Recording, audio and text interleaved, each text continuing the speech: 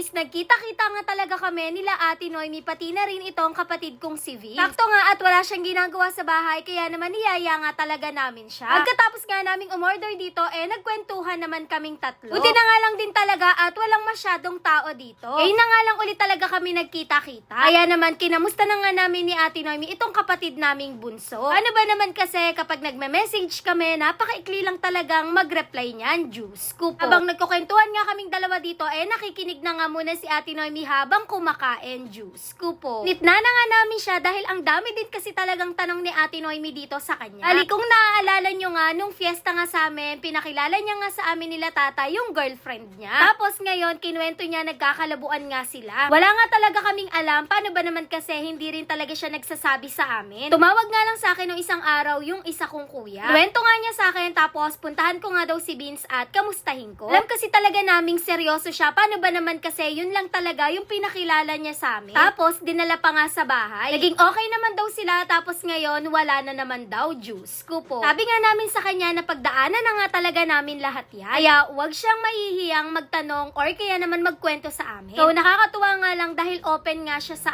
amin. Hindi siya nahihiya kapag nagkukwento siya. Hindi tulad dati. Ngayon nga lang daw kasi talaga siya nagseryoso sa babae. Nakita pa nga niya sa amin na ang dami talagang nagme-message sa kanyang mga babae pero hindi niya talaga pinapansin at nire-replyan yun. Kahit wala na nga din talaga sila, hindi niya talaga nire-replyan yun. Sabi nga namin, libangin niya yung sarili niya tapos nandyan naman yung mga tropa niya para sa kanya. Lately nga, lagi lang talagang nasa bahay yan. Di na rin niya masyadong nakakasama yung mga tropa niya. Pero at least nga dito, nakakangiti-ngiti naman na siya. Medyo matagal nga din talaga kami nagkwentuhan dito. Bali, iintayin na nga rin pala namin yung uwian nila Kyle, Ella at Ian. Maya-maya nga lang, sumundo na nga kami dito sa school. Nung papunta nga ako dito sa room nila Kyle, nakita ko nga nakakagaling nga lang nila sa gym. Kakatapos lang daw kasi talaga ng performance task nila. Naantay na nga lang nila Kyle dito yung advisor nila para makauwi na rin talaga sila. Abay, pagpunta ko nga dito, hindi ako napansin ng mga classmates niya. Ay, naririnig nga ako dito, kaya naman tinawag ko nga si Kyle at kinausap ko. Naasar nga daw siya ng mga kaklase niya sa isa niyang classmate na babae. Diyos ko po. Sabi ko nga sa kanya, hayaan lang niya, pero minsan nga daw napipiko na nga talaga siya. Di na nga lang din talaga niya masyadong pinapansin. Masyado kakako kasing pogi, kaya ikaw lagi yung inaasar. Ayan, at dinala na naman nga ni Kyle yung saranggola niya dito, pero hindi lang siya yung may dala, pati yung iba niyang classmates. Tatry nga daw nilang magpalipad dito sa oval, paano daw ba naman kasi ang ganda nga ng araw tapos ang hangin pa. Medyo madami nga din pala sila dito at yung isa niyang classmate, paggawa nga din ng saranggola dun sa pinagpagawaan ni Kyle. Pero hindi kasing laki nung kay Kyle, pero sakto nga lang. Initya na nga ni Kyle yung saranggola at hawak naman ng kaklase niya yung tali. Di pa rin kasi na-try ni Kyle ipaliparin yan simula nga nung pinagawa niya.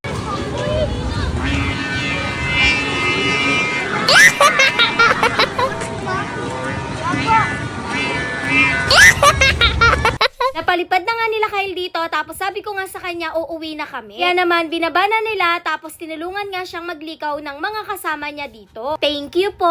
Umalis na pala dito yung isang kasama ni Kyle. Inundo na rin kasi siya ng kuya yata niya yun. Tapos dumiretso nga kami dito sa Jollibee. Paano ba naman kasi nagyaya nga sila Kyle, Ella at Ian. Mau naman kagad si Ate Noemi dahil medyo maaga pa nga rin talaga nito. Bali nag-rice na nga talaga silang tatlo dito. Inopis chicken ko nga dito si Kyle para sa akin yung isa. Tapos, nag-mix and match ako ng spaghetti with Coke float. Mas nakamura nga talaga kami. Ate Noemi, nag-mix and match nga din. At burger lang yan, tapos chicken. Si Ian, nagpa-take out pa nga dito ng ice cream. Naka-sounds nga kami dito nung pauwi kami at feel na feel talaga ni Kyle yung kanta habang kumakanta naman dito si Ella, pati na rin si Iya. Diyos ko po. Yun lang. Thanks for watching. Bye-bye.